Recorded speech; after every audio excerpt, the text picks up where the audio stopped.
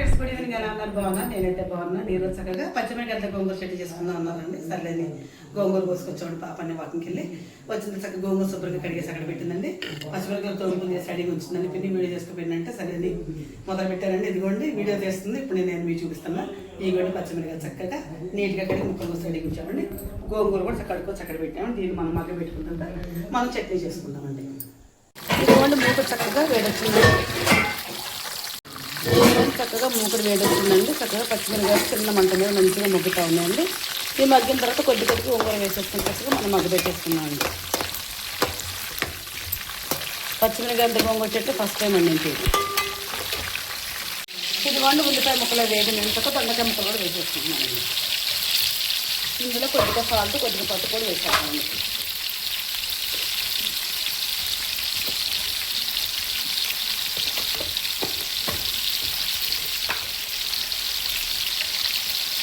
దీన్ని సరిపడా సాల్ట్ వేసుకున్నాము. అందుకు సాల్ట్ కొంత మళ్ళీ వేసుకున్నాము. తక్కువ 10 నిమిషాలు పాటు దీన్ని చక్కగా మగ్గనిస్తున్నాము చిన్న మంట మీద.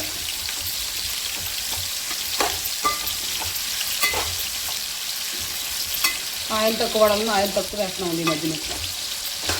ఇది కొంచెం చక్కగా ఇది కూడా కష్టం మగ్గనిద్దాం ఉంటుంది. మూత పెట్టేద్దాం తెలుసు. ఇవ్వండి పచ్చిమిరపకాయ చక్కగా వేయండి. ఒక్కసారి మళ్ళీ మిక్సీ జార్లో తీసేస్తున్నామండి.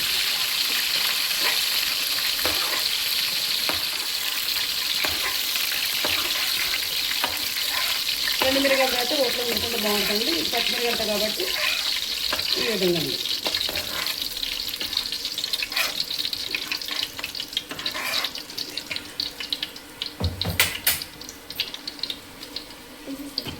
ఇది కొంచెం చక్కగా ఆయిల్ ఉంది కదా ఇందులో ఈ గోంగూర వేస్తాం.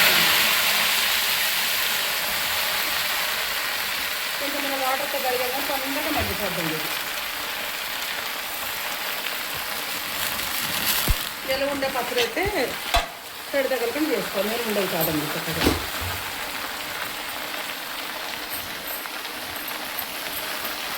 ఒక్క 2 నిమిషాలు అయితే కొంచెం దిగుద్దండి. తెలుగులు ఇచ్చేసుకున్నామండి.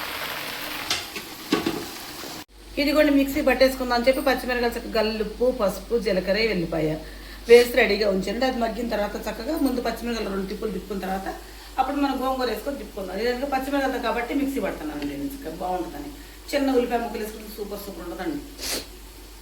ఇదిగోండి ఇది మామూలు గోంగూర కాబట్టి కొంచెం చింతపండు కూడా కొద్దిగా వేస్తున్నాను. వేడి మీద వేస్తే చక్కగా మగ్గిపోతుంది తొందరగా. ఇది కూడా చక్కగా చింతపండు ఇందులో పెట్టేస్తున్నాను వేడి దాని మీద. ఇదిగోండి దొండకాయ కూర చక్కగా మగ్గిపోయిందండి. కొద్దిగా కారం వేస్తున్నానండి బాగుంటుందని.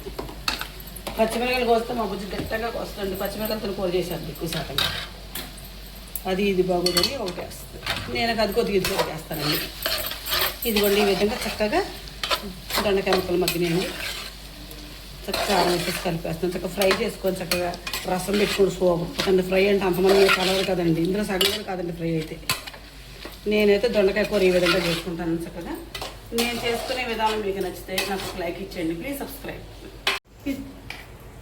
ఇది కూడా చక్కగా గోంగూర చెట్టు చక్కగా మిక్సీ పెట్టుకుని మెత్తగా చక్కగా పెట్టాలండి. మంచిగా ఇవ్వండి ఆయిల్ పెట్టేసుకుని 4 ఎండుమిరకాయలు వేస్తాను. ఈ పూట అయిపోద్ది అని చెప్పి ఏమీ ఇవ్వట్లేదండి.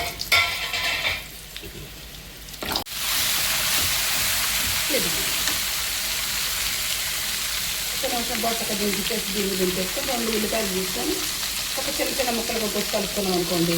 పచ్చిమిరకాయలతో చేసుకుని చేసినాక బాగుంటుంది. టేస్టీగా ఉంటుంది. ఉల్లిపాయ ముక్కలు ఈ గోంగూర కాంబినేషన్ అండి. చక్కగా ఒక్కొక్క ముద్దకి ఒక్కొక్క ముక్క వస్తే కాంతలో మెతుకు లేక నన్ను తింటారండి. నెయ్యి కూడా వేసుకునే పర్లేదు. చక్కగా కమ్మగా ఉంటుందండి. కాకపోతే ఒక్కటండి ఇందులో ఎంత నూనె పోసినా కానండి అసలు కనపడతాం మన గోంగూర చట్నీ. ఎట్లా నేను చేసే విధానం మీకు నచ్చిందండి. నేను చేసే విధానం మీకు నచ్చిన ఒక లైక్ ఇచ్చేయండి. Please subscribe.